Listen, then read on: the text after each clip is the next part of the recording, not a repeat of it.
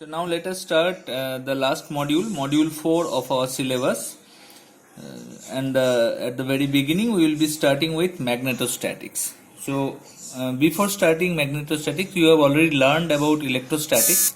What is electrostatics? If you have a stationary charge in some space, let's say plus q charge is placed in this space, then it will be creating a constant electric field around it. Okay. So this the study of this constant electric field due to a stationary charge is called electrostatics. And now if that charged particle moves, it will be creating a current. Now if we consider a steady current, that will be creating a constant magnetic field or uniform magnetic field.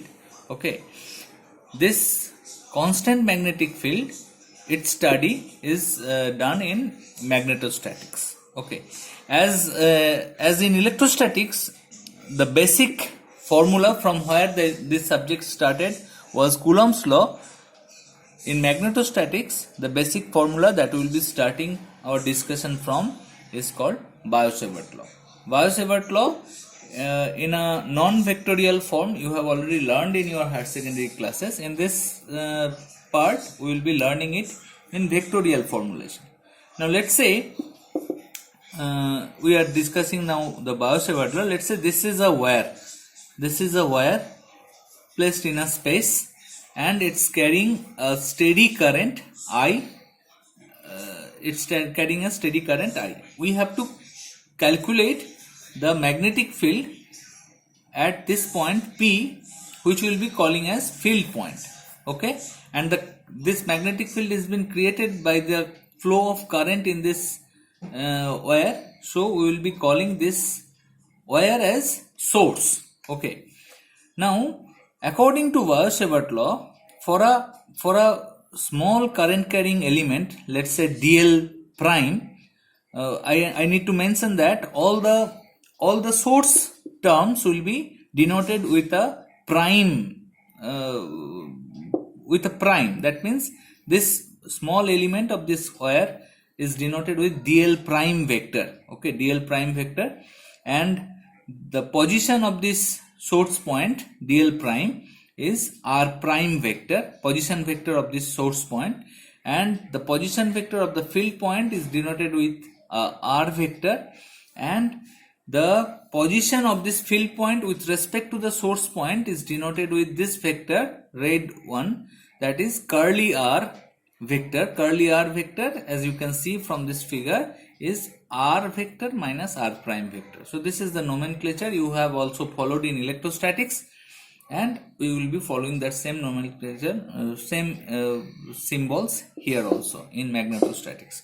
So according to Biot Savart law, due to this small element dl prime, the magnetic field that will be created at field point is given by mu naught I by 4 pi. Please ignore the integration sign right now. For this element dl prime, it will be dl prime cross curly r cap, curly r vector, unit vector for this corresponding to this curly r vector, and niche curly r vector square, its magnitude square. Okay, so this is and now if I want to know about the magnetic field at P due to this whole wire, then I need to integrate this whole term. Mu naught is the permeability of free space. You already know its value, 4 pi 10 to the minus 7 Newton per ampere square. The magnetic field that will be created, it has the unit of Tesla, that is Newton per ampere meter. 1 Tesla equal to 1 Newton per ampere meter. So that is Biot Savart law. Biot Savart law, in your higher secondary you have known, it will be proportional to dl prime. It will be if the angle between this line segment and the point is theta, then it will be proportional to sine of that theta. It will be inversely proportional to distance square. Like that you have read it. Here you know the vector form now. Vector form of Biot Savart law. dl prime cross curly r cap by curly r square. Integration mu naught I by 4 pi. Okay, so this is Biot Savart law. Now let us try to apply this Biot Savart law in 3 different cases. In this lecture I will be discussing one case, and in the next lecture I will be discussing another 2 cases. The first case that we will be applying Biot Savart law is we want to calculate the magnetic field that is created by a straight current carrying wire. That current is a steady current, okay, that the wire is carrying. Okay, so this is the wire. Let's say this is the wire, it's carrying a steady current I. We want to calculate the magnetic field at this point, at this field point P. So by applying Biot Savart law, there are many other ways to calculate it, but we want to do it applying Biot Savart law. So this is the formula, mu naught I by 4 pi integration dl prime cross curly r cap curly r square. Okay, so first you need to identify what should we call as dl prime and curly r vector. These two vectors should be identified. So let's say this particular line element here, this particular line element I am calling a dl prime vector. Okay, as the direction of current is in this side, so dl prime is also along. So this is the vector. Okay, and so what is curly r vector? This is from source point to the field point, the vector from connecting the source point with the field point. That is your curly r vector. So this point to this point, this is your curly r vector. Okay, so this is it. Now we have to, this is a magnetic field, this must have a direction. So let us first try to understand its direction. Direction will be coming from this term dl prime cross curly r cap. So let us try to see what is the direction of dl prime cross curly r cap. So this is dl prime, this is the direction of dl prime. Okay, and this is the direction of curly r vector. Okay, so this is dl prime, the red one, and this is curly r vector. So the direction of dl prime cross curly r vector will be on top of this paper.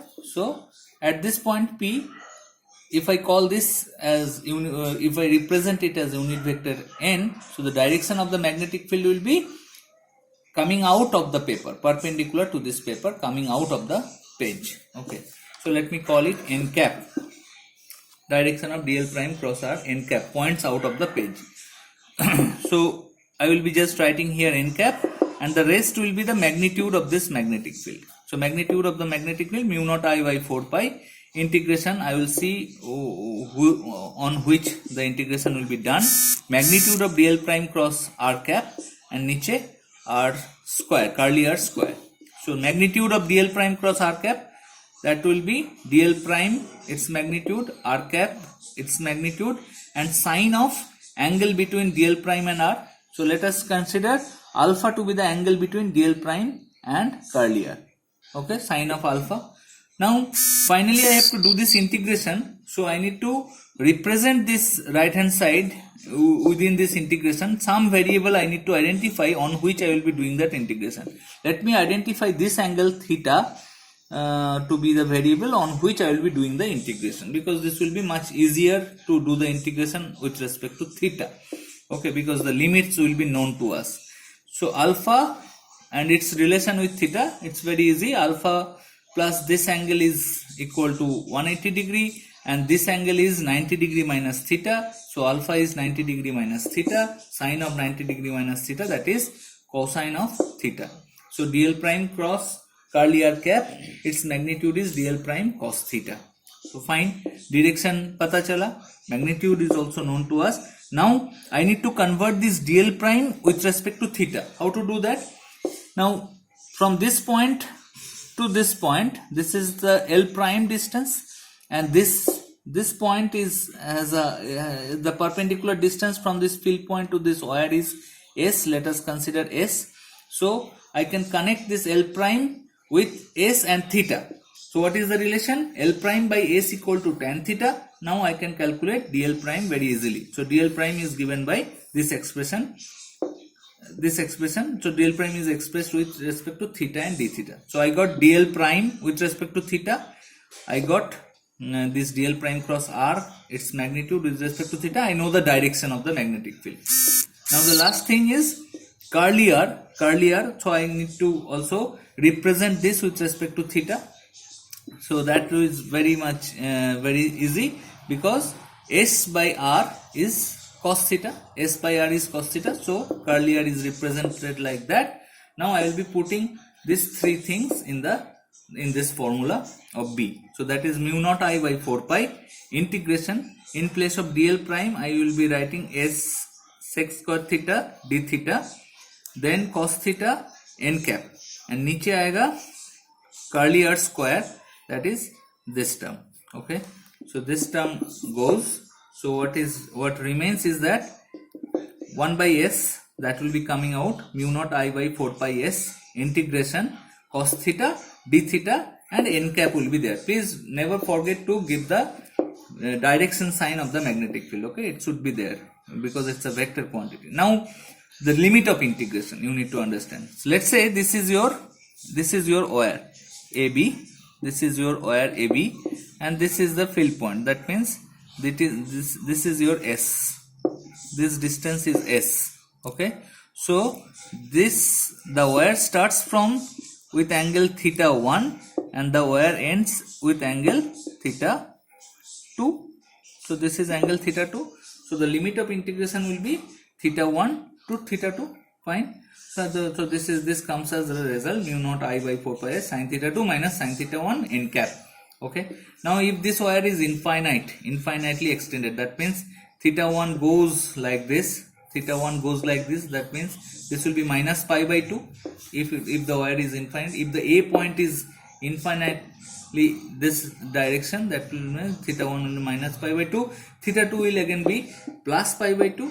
So the magnetic field comes out to be mu naught I by so sin theta 2, that is pi by 2 1, minus of minus 1, that is 2 comes here, so mu naught I by 2 pi S n cap.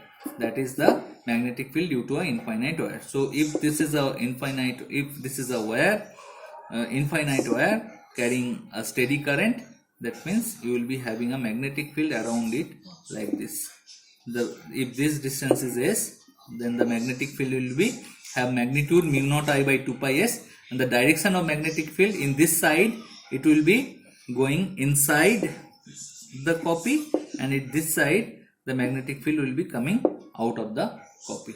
Okay, so that's it. In the next lecture I will be discussing about another application.